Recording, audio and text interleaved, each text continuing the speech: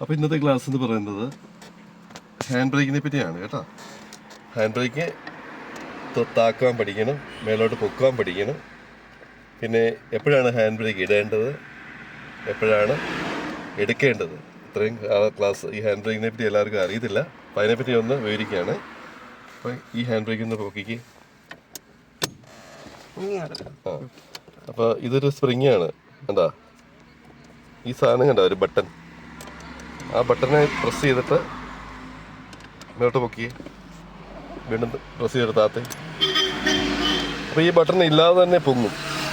ബട്ടനെ press ചെയ്യണ്ട, മേലോട്ട് പൊക്കിക്ക്, പൊങ്ങി.